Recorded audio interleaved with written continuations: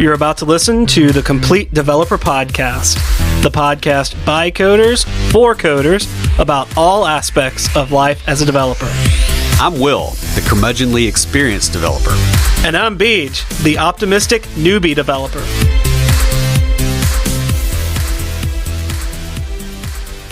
Welcome to another episode of Complete Developer Podcast. This week, we're talking about how to become a freelance web developer. First, we'll talk about the benefits and pitfalls of freelance development and the type of person that will succeed in the market. Next, we're going to talk about how to find your niche. And finally, we'll get down to business by discussing what it takes to start your own freelancing business. But before we get started, Will, what have you been fighting this week? Well, it's kind of odd that this is coming up because I'm actually in the process of closing down my business accounts for Gantt Software Systems. And the reason is I've got a full-time job. Agulous, is going along, but it's a different company. And, the podcast is not a company yet. And so the only thing for the last few months that Gantt Software Systems has actually done is pay for QuickBooks and pay for lots of other things. And I'm like, why am I keeping this thing open? Like it's a lot of complexity that I can close off and a lot of cost that I can get rid of, because for right now I'm going back into the full-time thing, and then I'm doing this and I'm doing Code Newbies, and then I've got the stuff on Agulous, but none of those things are within the scope of that business. So I'm in the process of going through and changing the card that's attached to every service that company has. Yeah. And switching that stuff over and trying to clean things up. So that's what I'm doing right now. So I'm on the end of this process. Now, I did freelancing for 3 years and some change. Yeah, give or take. I can't remember exactly when I actually filed the paperwork. I think it's been like 3.5 years. And I did it for a pretty good while. That was my job. I learned a lot as I did it. One thing I learned was that I really need to actually take vacations. Yes. And have time off. Like I'm struggling at work right now. I have like 2 weeks of paid time off, and I think I have to use them before the end of the year, but I'm not sure. And I'm like, can I get an extension on that? I don't even know what I want to, like, I have no idea of what I want to do with that time. Like, I'm going to come home and play World of Warcraft or something. I mean, I legitimately don't, because I've been out of that habit for a while. And so I think that's something I've learned. But anyway, the long and the short of it is that I'm switching back to full-time employment because of other things I have going on. Mm-hmm. It's not that I'm giving up on the consulting thing. It's just that, hey, that's not where the bread's getting buttered right now, and might not be for a pretty good while. Yeah, and it's one of those things that for your situation, yeah, things moved in a different direction. Yeah, and I mean, it could move back. Like, I could get cut loose tomorrow. And, the business license is actually still valid, so it doesn't, it wouldn't actually affect anything. I just would have to undo all the work I've done this last week, moving things, and just move them back. Yeah. But for, stuff that I'm kind of using for businessy like stuff, they have business tasks in there.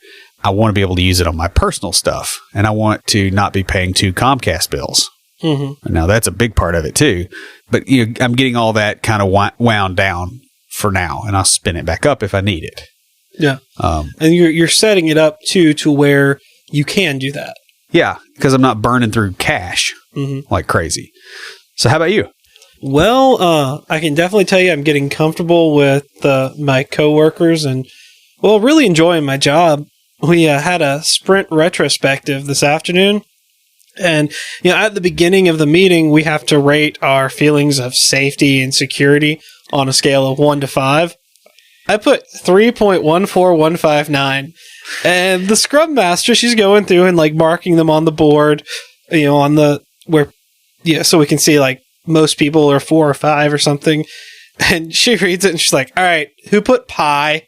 And so I said, you didn't put 1.618. So I was like, well, somebody's feeling very irrational, and kind of giggled, and everybody looked at me and were like, we think he did it. Yeah.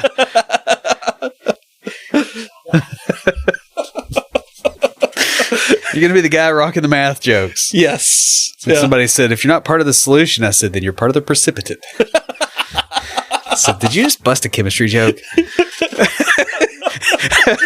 So that's good. I mean, it means you're comfortable. I mean, that's a pretty huge thing, is to be the point where you can actually joke around in meetings. Yeah, and it was good because it was lighthearted and a sprint retrospective for those of you guys that haven't been to one or haven't studied what Scrum is. It involves getting together with the entire team, and you kind of go through a complaining session, if you will. Yeah, well, the way we have it set up is things that we need to start doing, things that we need to stop doing, and things we need to keep doing. Management is not supposed to be there. It's an environment where you write down. The way we do it is we put them on sticky notes, write them down, and then we throw them all into a pile. The Scrum Master grabs them and puts them on the board, and then she reads through them, and we discuss them. Typically, what happens is the more pertinent topics get listed 3 or 4 times. Yeah, because several people are thinking the same thing, and it spurs that discussion. And so it can get heated at times. And so starting off with kind of a lighthearted, kind of joking thing, it's kind of nice. Of course, in the stop doing things, I also wrote, people need to stop putting goofy answers on these cards. Of course, everybody she read that, and everybody looked at me again, and I'm like, all right, seriously, guys, if it's bothering you, let me know. I was like, I wrote that because I thought about it after I did it. I'm like, I did that to be lighthearted and, kind of set a mood of amicability. It's hard to balance that and know exactly where. And everybody kind of was like, no, that was kind of funny. That's cool. We like starting off with a little bit of a joke. So yeah, before everything gets bad. Yeah. No. So I guess it's going well for you over there. I mean that. Yeah, it really is. I went to lunch with one of our Code Newbie members. Folks. Yeah, she works with me now, and we've kind of developed a group. We're not even on the same project, but there's about 4 or 5 of us that we get lunch together once or twice a week, and we just sort of. I'm developing friends, and was actually thinking when I move, probably a couple of weeks after I move, I'm going to want to have some friends over just to sort of celebrate the new place and stuff. Yeah. And I was thinking today, I'm like, these are the people I'd want to invite over. I'm like, of course, yeah, you that's and your good that you wife built the camaraderie too. Yeah. I mean, that's massively helpful. Yeah, it really is. Because, we do that at work, and the people that regularly go out to lunch, I mean, we'll butt heads, but it's mostly a lot more respectful because we have that social interaction. Yeah. It humanizes people. Yeah. This is one of the things that I did mention in the meeting was... Well, it humanizes most people. Yeah. I'll say, this is one thing that I did mention in the meeting was we need to, as a team, maybe once a sprint or something, go out and get lunch together or some type of non-work social interaction. Yeah. Where we have a rule of not talking about the project because that humanizes each other. Well, and it's a work lunch if you're talking about the project. Yeah. Of course, if we're talking about the project, maybe we can get work to pay for lunch, but not likely. No. Yeah, you might as well hang that up. Yeah. Like I tried to pull a gambit today because, the owners where I work, they have a meeting on Mondays. Mm-hmm. And it's a lunch meeting. And one of the owners was like jokingly going, yeah, and I have to go to this thing. I'm like, you could send a proxy. And they look at me and I'm like, well, I'll take a free lunch. I just started laughing at me. They're like, yeah, you would. So I guess with that, it's time to roll the music.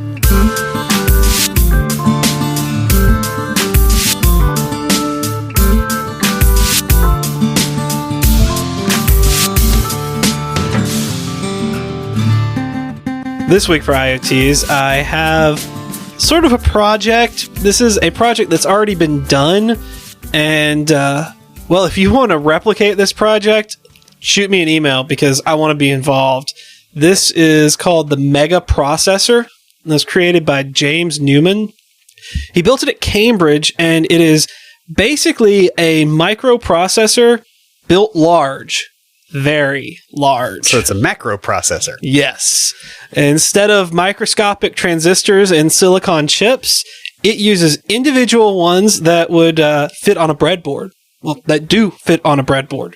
He built it to show what actually is happening inside of modern computers and put LEDs on everything to see how they're working. I like these kind of projects. I saw one a few years back that was built with hydraulics. Neat. Yeah, and they were like doing computing, like logic gates with hydraulics, which is somebody had some time. Yeah. He can ramp it up to 8 megahertz. Of course, at that speed, the lights are pretty much just a solid.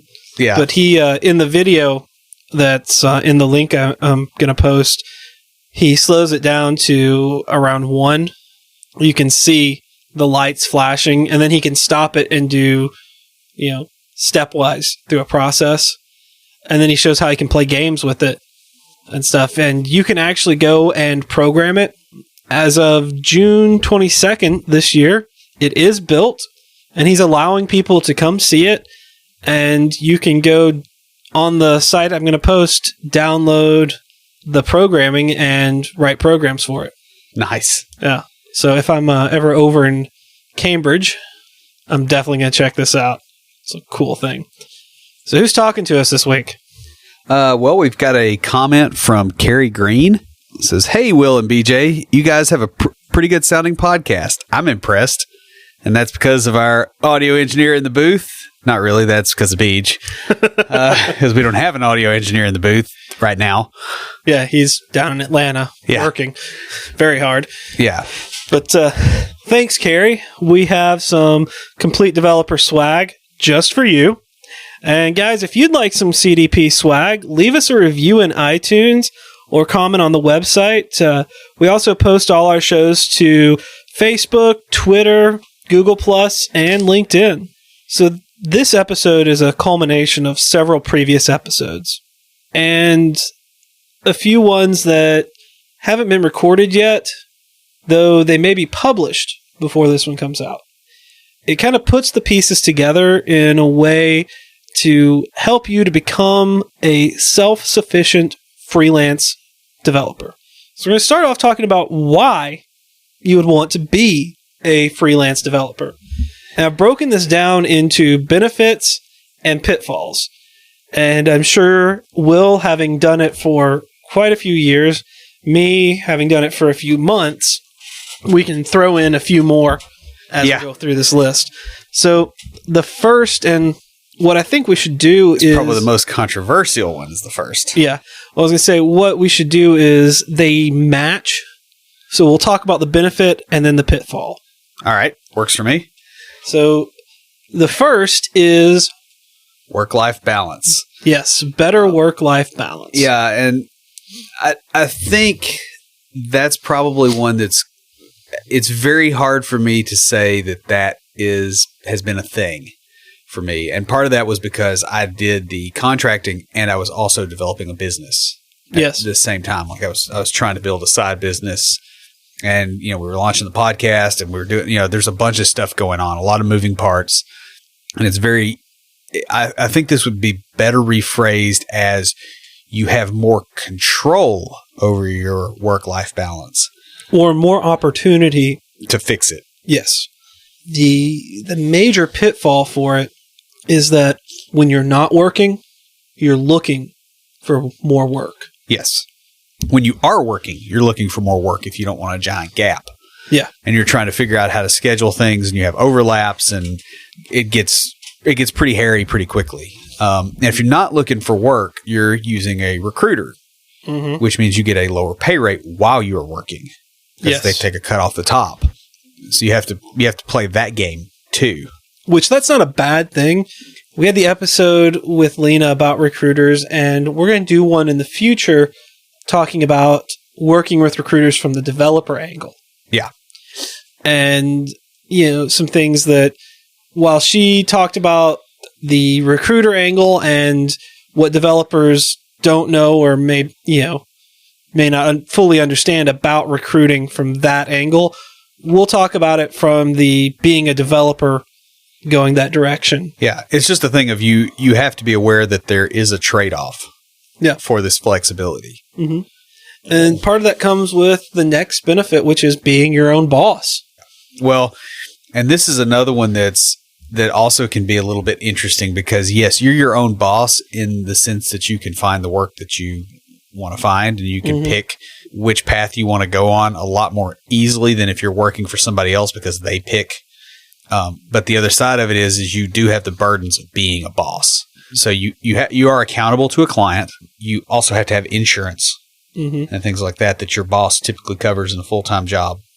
You have more expenses in regards to Social Security. You got bookkeeping.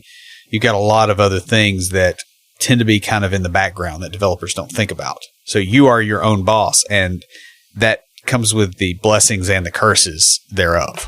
And these sort of flow, but as your own boss, having the ability to balance work and life, you're able to choose your own hours. Yeah. And I would argue this depends on client selection because there's a lot of clients who have got the mindset that if you're a contractor, you actually can't come and go as you please, which by the way, that means that they should be paying they should be matching the employer taxes, Social Security and all that kind of stuff because they're actually treating you as an employee at that point. And they're, when it's you'll be in the office from this time to this time and you have no control, and you'll see that in a lot of contract jobs and that.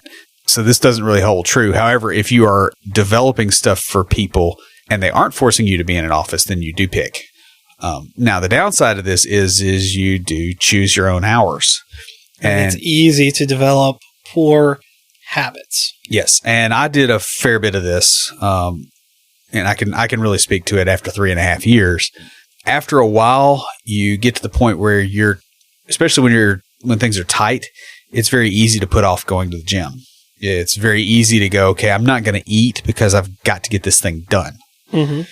And it's also quite easy to end up in a situation where you are in a stressful environment and you're putting up with it for extended periods of time. So now things like sleep deprivation come in. Things like eating really bad food, sitting, repetitive motion injury. I had some of that a couple years ago. In fact, I just saw my Facebook post from when I was working at this awful company here locally from 2 years ago, and I was putting in like 80-hour weeks, like legitimately like 80 billable.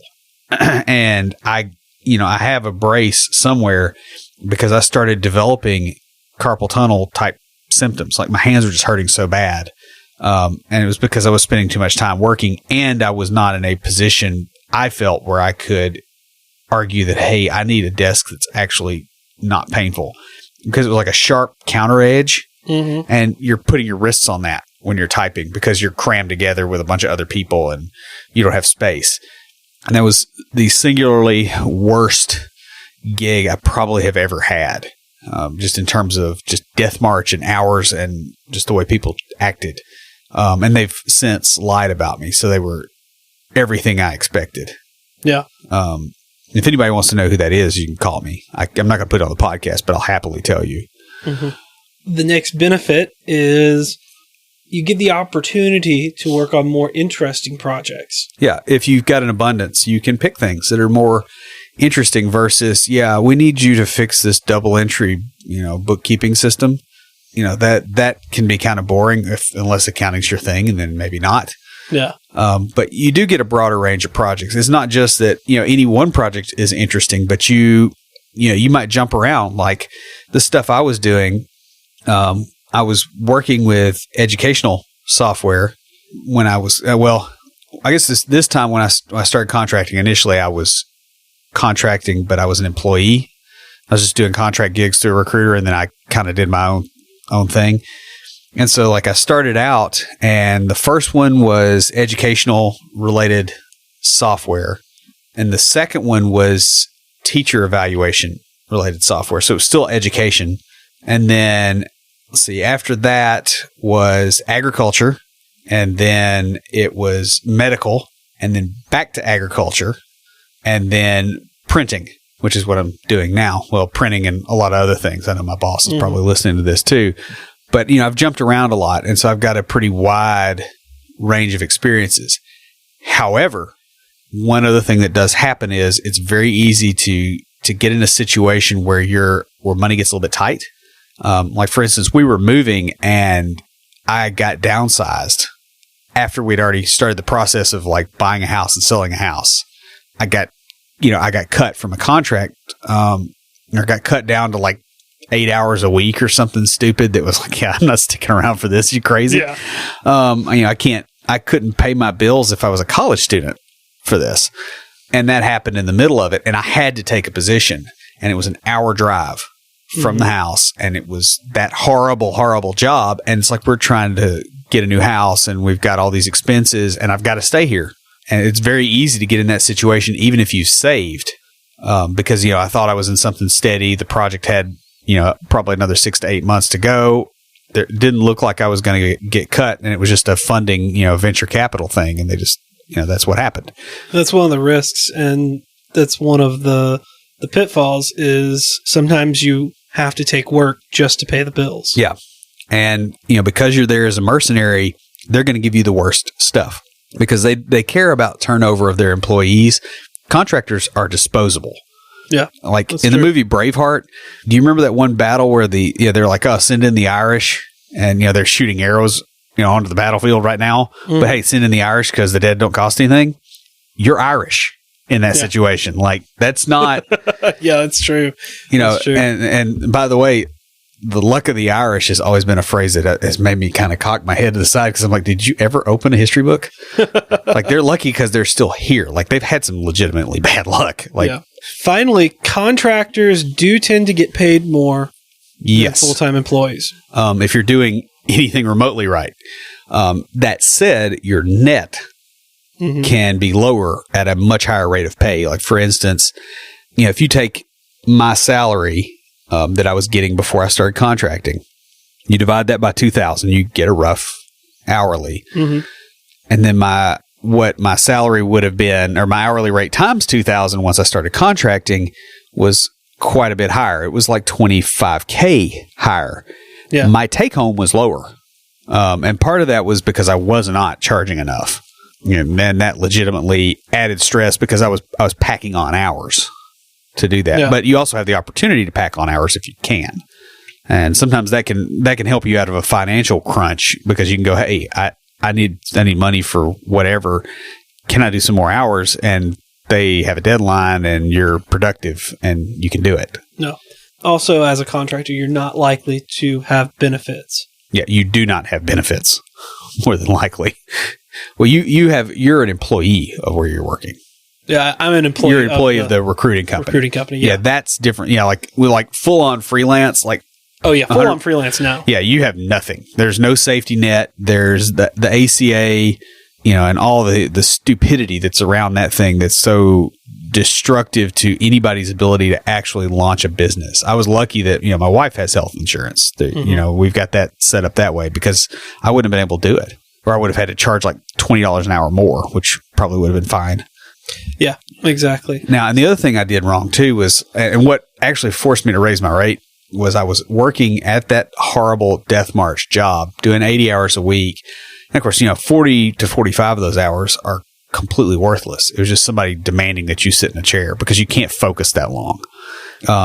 And then I started thinking, I'm like, okay, I'm here through another company. And then there's the recruiter that sent me to that company. And then there's my company.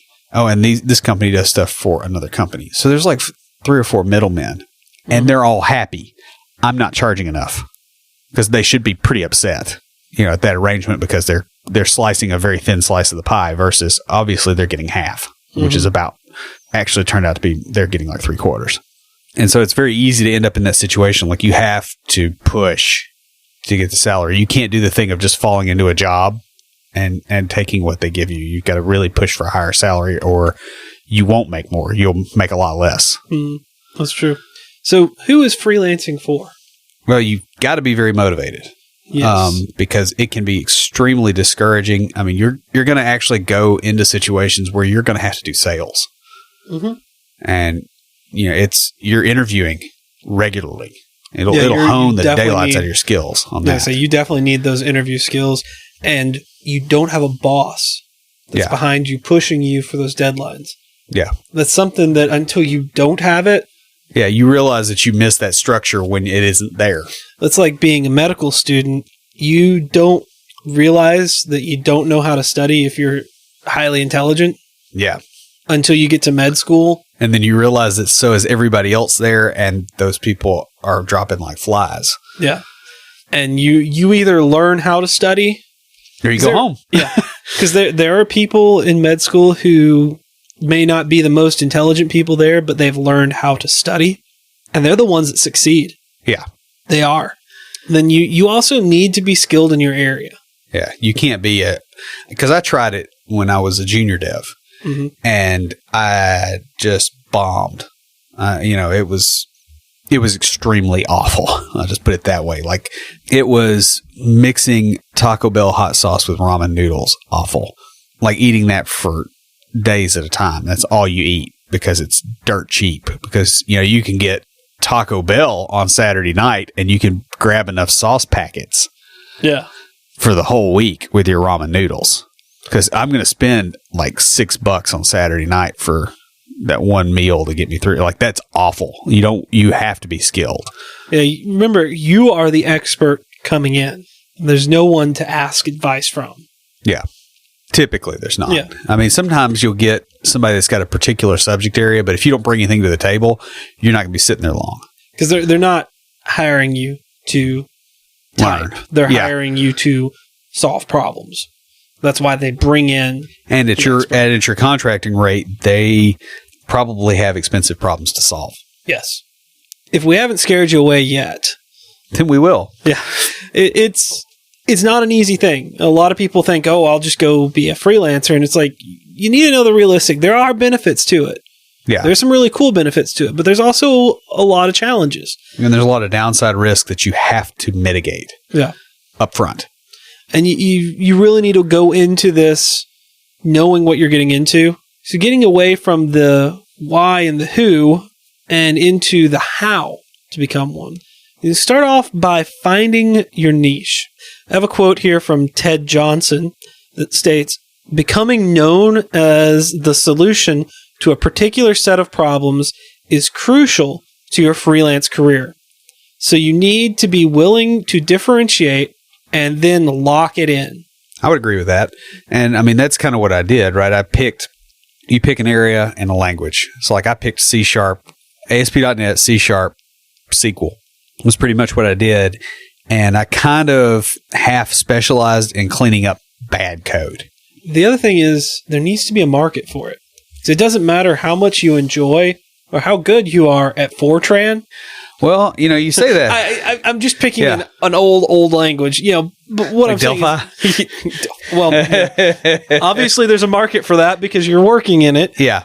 But what I'm saying is there needs to be a large enough market. Yeah, to support you, or you have to charge enough. Yes. To make it where you can retool, where you've got enough time. Mm-hmm. Like you can't do something that's both cheap and there's no jobs. Yeah, no. Like, I'm an HTML engineer. Congratulations, you're broke. Mm-hmm. Here's my favorite ramen noodle recipe. It's better with the fire sauce than with the mild. You want to build your portfolio around your niche. Like, you may have other skills. Actually, you should have other skills. You want the focus of your portfolio to be on the skills that you are particularly selling. Because otherwise, why are they on your site? Because I've done a lot of stuff in a lot of languages. Like, I could legitimately jump in and do Visual Basic 6 code right now, and I could get work doing it. But I don't want to, and I don't want to show anything that I've written in that. If I could even find copies of it floating around, which is dubious at best. Yeah. But that's not the skill that I want to market. Like, market the thing you're trying to market. Because if you're marketing something else and thinking it's going to bring you traffic for something completely different, what are you doing? And this is something that, well, for me, it was differentiating my blog from my portfolio. Because on my blog, I could go and post about all the different things that whatever I wanted to post about.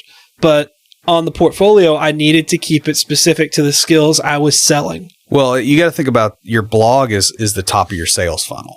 It's to get people onto your site from whatever. And then you refine that huge set of people into people that are paying you. And that's what the portfolio is for, is the great filter for those things. You may get pickups on the other stuff, but the top things are what's going to draw them in. With this, you want to become an expert in your field.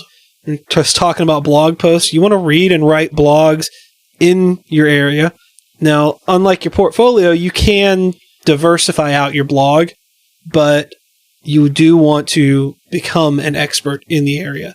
Yep. This also could mean attending or speaking at conferences. Yeah, we know several people that do that, and they've bumped their careers up. I mean, you and I are working on being able to do that. Yeah, I was going to say that's one of the next steps for both of us. Is we're both in the process of putting together a few different courses that we can submit. So, given that, let's talk a little bit about starting a business. The first thing you want to do is discuss the business structure with your accountant. Yes. If you don't already have an accountant, then you need to go ahead and get one. Yeah. I know you can start without, but especially for your first business, that's a real bad idea. There's a girl that you know better than I do, but I had a conversation with her once because she started a business doing some kind of artistic stuff and worked for all these companies and didn't realize that she had a higher tax obligation because she was self-employed until she got her tax bill and had zero spare money. And of course, she was whining about how the system's unfair and blah, blah, blah. And it's like, you idiot, you didn't go to an accountant. It's just very easy to do. And mine was structured very much like a sole proprietorship. It was technically an LLC.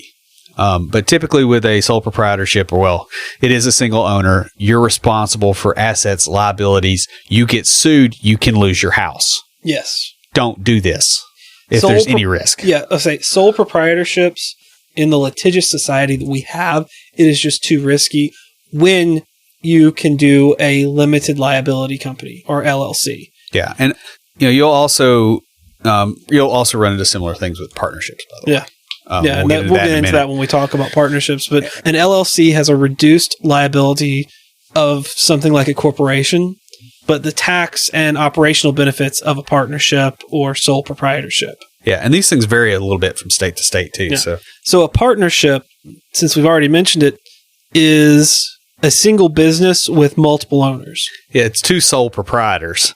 Pretty much. Effectively. It's like, now you can get sued for something somebody else does. Did we talk about network effects?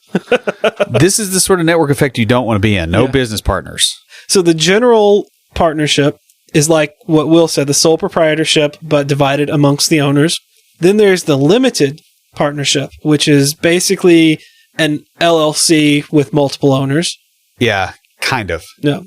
And then a joint venture, which is a general partnership, but with a time limit. And I did an LLC for my company, even though it was a sole proprietorship. And the big thing is, if something goes awry, and people will sue for the most outlandish crap, I want to just be able to shut the business down and go, here's my extended middle finger.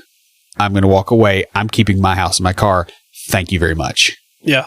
And to have some degree of shielding there because of, unless you do something really egregious and they actually pierce the corporate veil, which is what they call that, your stuff is safe. And it should be. Think about your business license as paying the mob for protection. If you pay the mob for protection, unless you do something really, really bad, the mob will protect you. It doesn't make your business any more or any less of a business. It just is, hey, the mob is operating in this area. You better pay Don Corleone his money or your kneecaps might get broken. You have a nice business. I'd hate for something to happen to it. Yeah. And finally, you have corporations, which are more complex, and they tend to be for larger or established companies. And that's like joining the mob. Yeah. Or the S corporation, which is like a corporation, except for you're taxed on a personal level. Right. So the company can make $100,000 a year and you can say, I only make 30. And if it's within reason, that's the way that's figured. And the other money that stays in the corporation gets taxed at the lower rate. People think this is unfair, but here's what happens. When you're trying to build a business, one thing you have to have is capital. Mm-hmm. You've got to have money that you can, when an opportunity strikes, because you think about it, okay, if I'm going to start working for somebody on a 6-month contract, Well, okay. Well, I potentially have to buy computers. I potentially have to front travel expenses, and then I get paid back, but I have to have the money to be able to spend to get that money. So that's why corporate tax is at a lower rate, that and intensive lobbying. It protects it, because otherwise a lot of these companies would never get off the ground. And this, by the way, was one of the big things that drove me towards full-time employment, was because I could not accumulate capital to grow my business, because every time I had extra money, it went to taxes. And I didn't have I didn't have the S Corp or the C Corp either, because there's a lot of overhead. There's a lot of extra paperwork, and I didn't want to do the paperwork. Yeah. I will do it next time. Once you've met with your accountant, kind of figured what is the best structure for you, you need to register your business with your local government. This could be the business name with the state, federal. Yeah, you got to get a federal EIN for tax purposes. Also, bear in mind that your bank can help you file for an EIN. When you set up a business checking account, they can actually work through that. Like Bank of America did that for me. Like what I'm saying, there's other parties that can help that you don't have to pay. Like you don't have to go to a lawyer. Yes, that's true. You can get somebody that's already squeezing blood out of you and get them to do it. Like get a little bit of it back. Next, you must get liability insurance. Yeah. Errors and omissions and liability. Because if you screw up, and especially as a contractor, where they can throw you under the bus and, maybe we can get a refund out of this guy, even though 90% of the work you did was good, 10% of it was crap and cost us X amount of money because we didn't plan, you're going to be the one going under that bus. You better have insurance. And you need to write a business plan. Well, yeah, let me add a caveat to that. You don't have to do a full-on business plan, because I didn't. It worked fine. But what you do have to do is you have to have some kind of vision and direction for what you want from the business and where you want to go. You do have to establish some degree of goals. In other words, in a year, what am I going to be doing? What do I plan to do with this business? How do I, what direction do I want to take it? And you also need to have some idea of how you're going to measure those achievements. Like you don't say, I want to make a lot of money. Well, how much is a lot? It's like, I want to make X $1,000. I want to not have a side job. I want this to pay for my full-time income plus some. You do have to have all that kind of stuff laid out. So the next thing is, and this goes right along with the business plan, of course, with the caveats that I mentioned, and that is set your rates. And this is something that... Yeah, if you don't do this right, your business will tank. Yes, and we have an entire episode just on setting your rates. Yeah. Start off by looking at the job market for your set of skills. Yeah, and when you figure out the salary for that, bear in mind that the salary is not the full set of expenses that your employer is paying, right? They're matching Social Security costs. They are paying for employee training. They're paying for healthcare. They're paying for office space. They're, paying for paid time off. Don't forget that one. Oh, yeah, because you're not getting paid time off. Yeah, like if you're earning, like let's say that your job is $100K a year for what you do. You should aim for an hourly rate that provides you with probably closer to 150. Just to break even. Look at the job market, then add expenses for using your own equipment, wear and tear, add expenses for your liabilities, your insurance. Yeah, because my insurance was a car payment. Time off. Yep. This is something that you may not be thinking about now. After 3 years of no vacations, you will think about it because you've not gotten away, and your ability to actually continue working disappears. Because you may be thinking, I can deal with a day or two here or there sick leave and not getting pay. Yeah. That's survivable. Okay. Well, you know what? I went to a conference.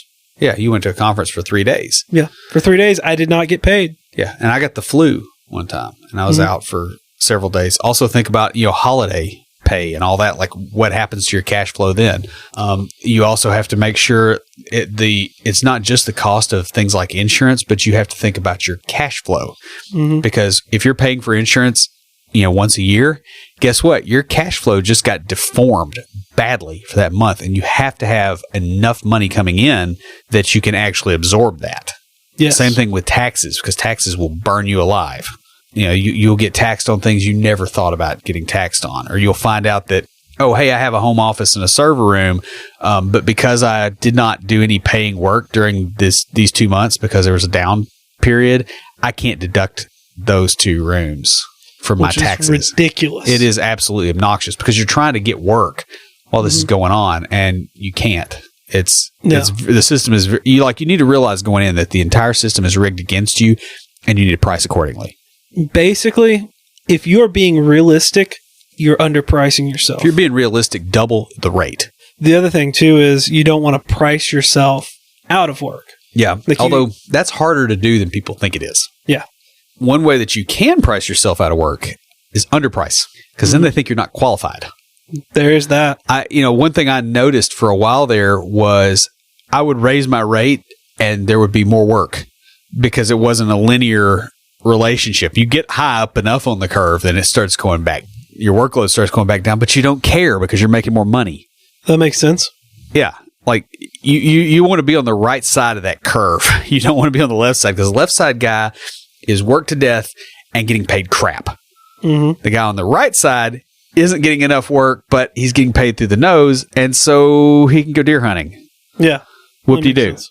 Yeah, and part of this, too, it has to do with understanding the value that you're providing, because it's very easy as a employee to go, my value is X dollars an hour to write code, whereas from a business owner's perspective, what it is, okay, this problem is costing me X dollars.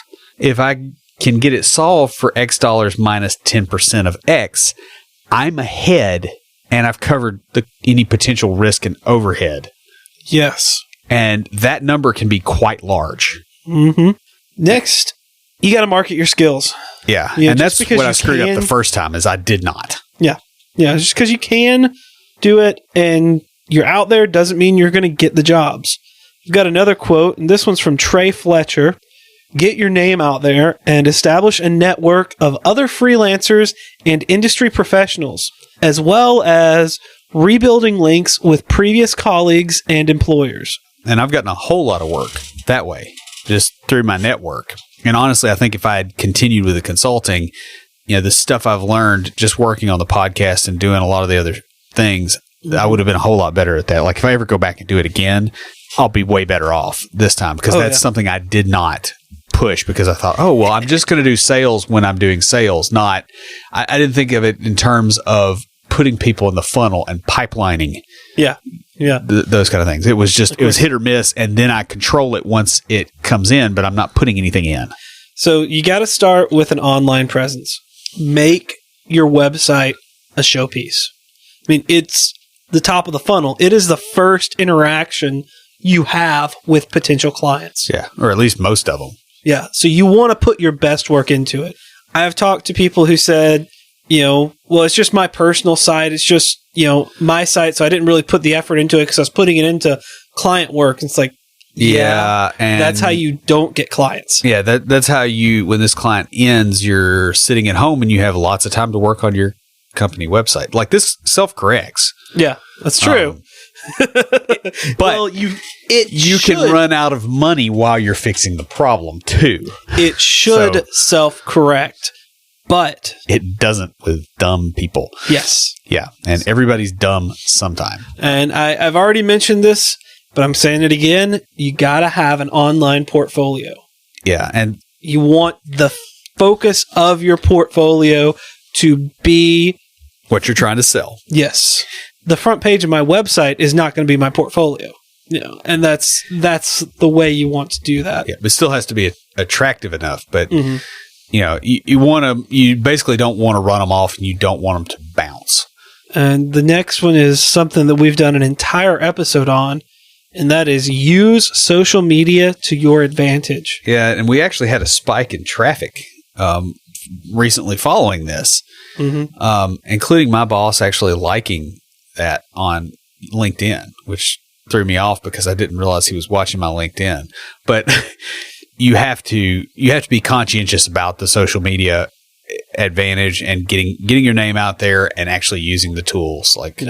I don't want to get into too much detail on social media because we do have an entire episode on it. And that link will be in the show notes. Yes. So there you go. But I do want to say that LinkedIn, does have a service for freelance developers, and it's to connect freelance developers with potential clients. I did not know that. Yes, that's how I got some of the clients I didn't get through you. Okay. Next time. Remember when I told you about, like, I was working on a project and you're like, how'd you get a project? I'm like, yeah, that's it. It was through I LinkedIn. didn't know that was the thing. Yeah. That's really cool. It's unfortunate that I'm finding out about this now. Well, do you know about freelancing websites? Yes. I used Rent-A-Coder. I was on rentacoder.com a long time ago. And that was terrible. Like, that was a race to the bottom on rates, because that was right as outsourcing became what all the cool kids were doing. Okay. And it's like, yeah, I can get $1.20 an hour for writing, web services and stuff. That sounds like Fiverr.com or yeah, it was horrendously bad, and I never got anything through it. And there's a lot of these. There's Upwork, which used to be called something else, and then they rebranded.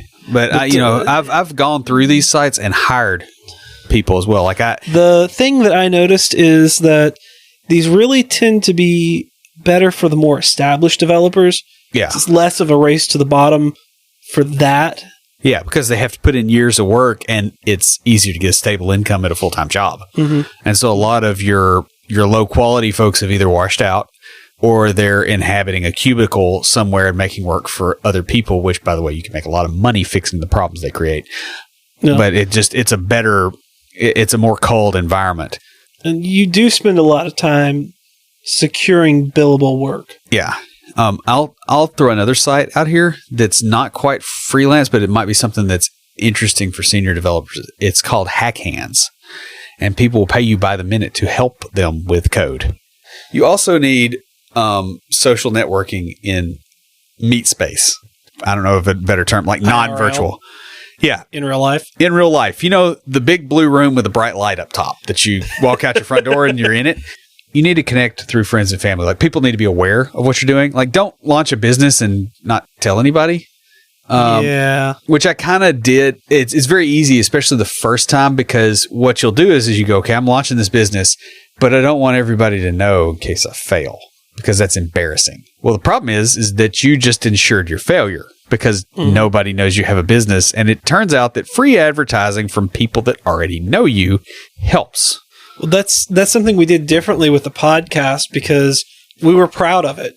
We created this creative thing, and we were telling everybody. I mean, my sister, who is a math teacher in Ohio, listens to the show. Hi, Lori. And my wife does. Kathleen listens to it for the same reason. Hi, Kathleen. Yeah. Because my sister enjoys the interaction, of course. Well, it's just the thing of, if you're going to put yourself out there, put yourself out there. Yeah, exactly. It's like jumping in a pool. You either are committed or you bash your head on the pavement. Well, you get friends and family and let them know what you're doing. You also may have peers. So you've got other people that maybe need help, because one thing that will happen to you as a freelancer is it's very easy to get into a situation where it's like, I made a terrible mistake.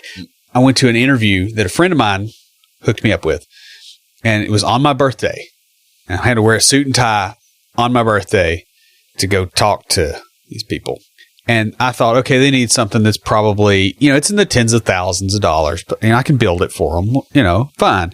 And I get there, and the system, like, within 5 minutes of the conversation starting, I've become acutely aware that this is probably like a $300,000 project.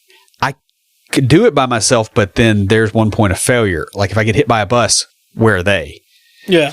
And so I called other people I knew. There's a consulting company that I had done a bunch of work with, and they'd impressed me. And I'm like, well, actually, I didn't call them. I drove over there and walked into the VP's office and said, can I talk to you a minute?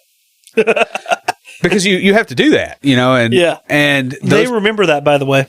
Yeah, they do. And they'll throw stuff your way, and vice versa. Like, you want those interactions. That's how everybody has enough. It's sort of like communism, except there's no scarcity and no death camps. The other thing is local small businesses. Yeah, because, well, you and I are going to do this at some point with a particular sector, is just go around and say, what's something that's causing you problems that you think can be fixed with code? Yeah. And that's how we're going to do market research, and we're going to build something. And you can do that in a lot of ways. I want to pull a caveat here. You're known for them. I don't really do this often, but I want to pull a caveat here because it's something that I thought about and didn't put in the outline, but I think is important, and that is pro bono work. Pro bono work is fine. You do not do work for exposure. Just no. Yeah, there's no if, ands, or buts. You do not do work for exposure. Because you won't get exposure, you'll get exposed. Yes. And then more Actually, you'll get exposure in the hypothermia sense. Yes. And more people will come at you for work for exposure, and you will not get paid. Now, that said, that sounds harsh. It is okay to do pro bono work when you know it's pro bono work. And you're not expecting anything from it. Yes. Like, don't get, and this is something we probably need to talk about too, like just in the relationships type thing is, and it works in business too, is don't have covert contracts, because that's kind of what this is, right? It's, oh, I'm going to do this work for free for you, and it's multiple hundreds of dollars or thousands of dollars worth of work, and I expect that I'm going to get something out of it. Well, if the other person isn't aware of that, you're not going to get it, and you're going to be disappointed because you put something in the situation that wasn't there. Yes, exactly. So going into it with full knowledge of this is pro bono work is one thing. You want to help out your local church, or local group that you're involved in. Yeah, and there's also events. There's one that they used to have here, and they haven't had it in a while. But it was basically, it's like a hackathon, and you get together, and there's several charities there, and people break into teams, and they build stuff over a weekend. And, that's totally fine. Just don't go into it thinking this is going to get me exposure. It's like, no, go in there and do it because you want to help. And part of that's being realistic. And part of it is just like, why are you doing this? Because it's almost a skeezy feeling too. If you, but if you're like legitimately helping somebody and that works out to your advantage, great. Yeah, exactly. Know what you're getting yourself into. If somebody offers work for exposure, tell them exposure does not put food on the table. Yeah. In fact, it takes food off the table because it's got an opportunity cost. Yeah. And that's something that I really want to point out because it's important. Finally, the organization. Freelancing is more than just developing. It's being your own project manager. It's being the sales team, the tech support, the customer care, the email marketing, the network admin at your house, you have to do all that stuff. Fall onto you. And one thing that you must put some money and time into is invoicing software. And that's why I actually use Toggle for that. I get the report, I dump it out, and there we go. Of course, most of the things I've worked with it's been through recruiting companies, and they had invoicing software. Mm-hmm. That was part of why they got a cut. But you got to get that figured out. Like, you don't want to be trying to chase down how many billable hours you put on something, because you just wasted billable hours doing something that you can't charge for. Exactly. You got to cut that crap out. It's the same thing with, getting enough, getting decent equipment, getting all those kind of things. Like, you don't want to be burning time and money on stuff that doesn't provide value. That's the same reason I recommend time tracking software. We had an entire episode on time tracking. Yeah, and how valuable that actually is. And that's why is you want to be able to track your time, and you don't want to spend any time on it. Well, you got me into using it back when I was apprenticing with you. Yeah. I still use it. Yep. Because it's so convenient, because I have to put my time in anyways. But I get to work, I click start. I finish up, I'm getting ready to leave for the day, I click stop. I click start when I get out of the car, and I click stop when I get in the car. And I do that as a consultant, just throwing another thing out, because companies will say, oh, you're a consultant, you're not a real employee, you can park 3/4 of a mile away. It's like, that's fine, but I'm billing for walking. I guess the other thing with the invoicing is you're going to find that you also have to track those. Like, it's not just a thing of, oh, I need to dump a report. Like, you're going to have some discipline around that, because one thing that people will not do is pay you. So true. The first, or I guess was it second or third run of freelancing that I did, that actually ended that gig, because I had a full-time contracting thing, and then I had stuff I was doing after hours. The full-time thing tapered down, and I was still waiting to get paid for the after hours thing, and I thought I was going to be okay, and they never paid. And there were some contractual things going on there, and it was hard for me to track time down, and there's some other problems that I don't want to get into, but it was essentially like a month and a half's worth of work that I never got paid for. Mm-hmm. And I didn't have appropriate follow through on the invoicing. Like, this will hurt you very, very fast, because people can remain complete slobs and not pay you longer than you can stay solvent. So it's not just invoicing, but it's accounts payable or accounts receivable. Like, actually, you have to manage both of those. Yeah. Like, you're going to have some modicum of ability to manage your books. That's not something you can just let slide. And so that pretty much wraps us up for talking about freelancing. Before we close everything out, Will, what do you have for us this week for Tricks of the Trade? Well, I brought it up earlier, and that's the concept of covert contracts. That's the idea that if I do something for you, you'll do something for me, but I'm not going to tell you what you're going to be doing for me. You think that you're getting something for free. And I think everybody's probably had a family relationship or a dating relationship or something like that has included those, and they realize how bad this is. Here's another little twist, and this is actually software specific. When you're creating an instance of an object, the object that's creating it is effectively in a covert contract. In other words, it's saying, I'm going to manage the lifetime of this thing. I'm going to manage all the stuff it needs without really specifying that up front. This is why we get into dependency injection, inversion of control, and those kind of concepts, is because it breaks that. In other words, you don't want to be in a situation where you're creating an implicit contract for something that isn't directly specified, because then it becomes very hard to manage.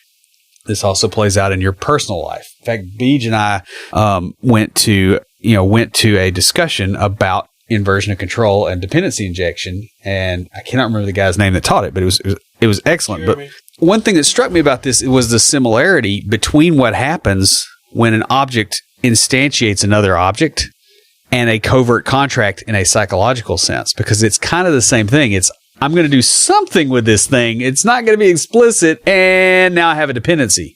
Because that's effectively what you're doing with psychological covert contracts, is you're taking a dependency on somebody else that isn't explicit. That's really bad in software too. That's why we talked about the whole, not coding, not building things for people for exposure. It's the same principle. You're essentially creating a dependency chain where their failure causes your failure.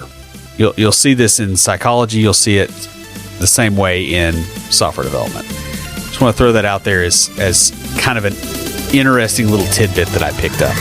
So that's what I got. Stand by for Titanfall. If you have a question or comment for us, please email us at neckbeards@completedeveloperpodcast.com. Our theme music is an excerpt from Stand By for Titanfall by Pure Bells, available on SoundCloud and licensed under Creative Commons. The intro music for IoTs is Hillbilly Hip Hop by Jason Belcher. For references, show notes, and to sign up to our email list, be sure and check out the website at completedeveloperpodcast.com. You can also follow us on Twitter at CompleteDevPod and like our page on Facebook to keep up with the news about the show. Thanks for listening. See you next time.